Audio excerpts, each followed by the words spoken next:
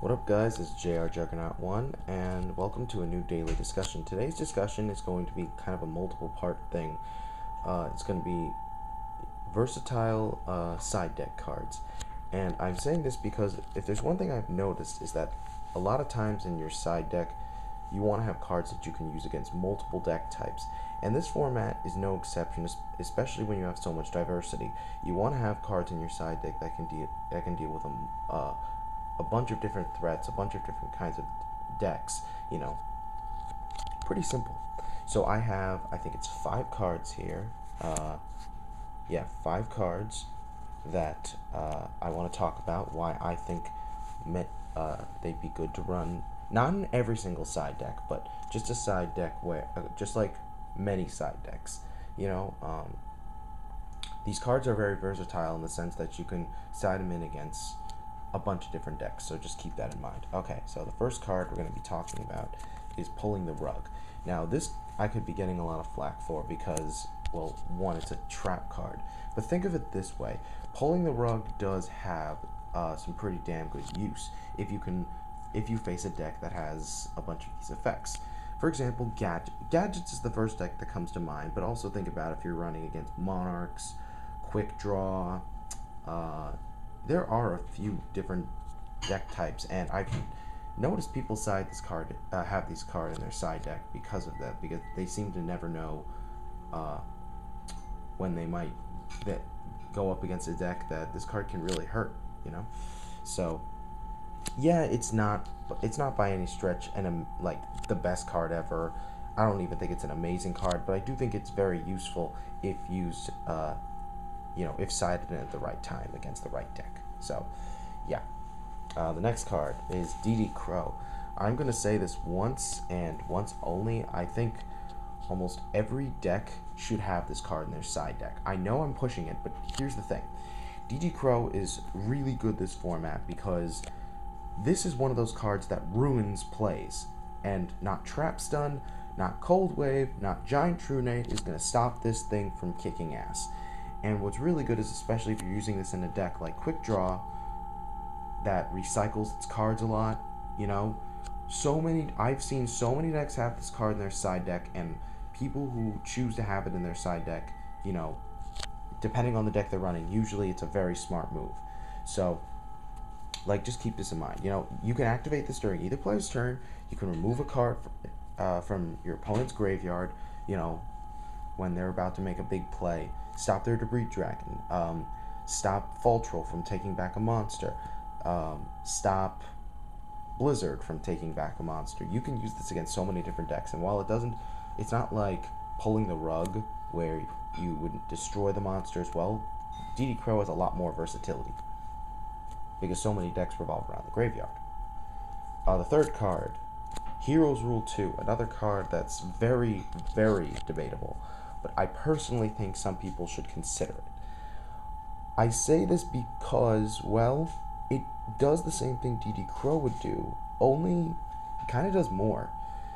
Unlike DD Crow, it simply removes the monster from play. You're basically destroying the card, um, or I guess you're destroying the monster that's using the effect that you're stopping.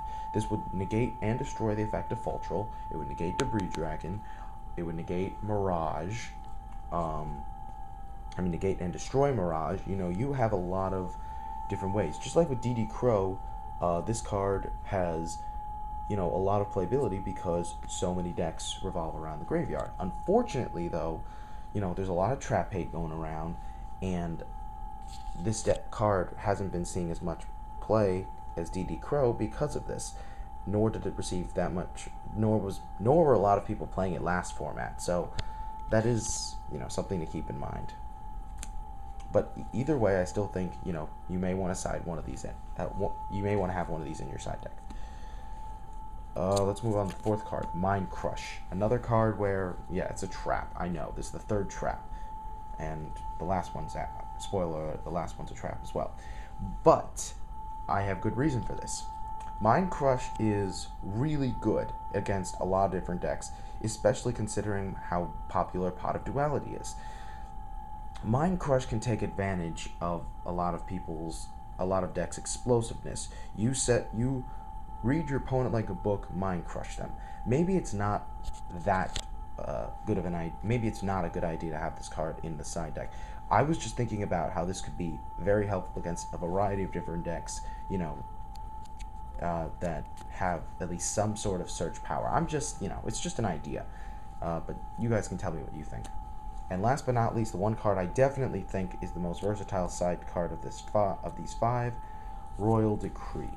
Now, some people will be like, what? Shouldn't you be maining Decree? Well, let's be honest. Decree is a card that can easily fit into a player's side deck, especially if you're not running a lot of back row. If you look, you'll see that a lot of decks that don't run a particularly high amount of traps will have this card in their side deck, so that they can counter the fact that their opponent runs a lot more traps than they do. So this will hurt them a lot more than it'll hurt you. X-Sabers players will sometimes side this in. I know quick draw players that run traps, they'll side this in at times. It's pretty effective, and you can use this against a lot of different decks that are very trap heavy, very trap oriented. And you have to be careful with when you side this, because you have to realize what the repercussions of this card could be, because you could play this and shut yourself down, and it may not be worth it if your opponent's not running that many traps. So this is a card where you have to really be careful with the decision that you make in terms of playing it. But I still think a lot of decks would be very smart. A lot of players would be very smart to keep this card in their side deck if they're running a deck that doesn't need traps to really flourish. Okay, so those are the 5 cards. You guys can tell me what you think. I have other cards I do want to mention, but they're not with me. So when I go back, I will probably, before I go to my regionals, I will do another video like this for all of you looking for some assistance. And if you guys want me to do a segment on something more specific, something you would like to see, let me know. Leave a comment or PM me, whatever you like. But yeah, this is JR Juggernaut 1 signing out. Peace, guys.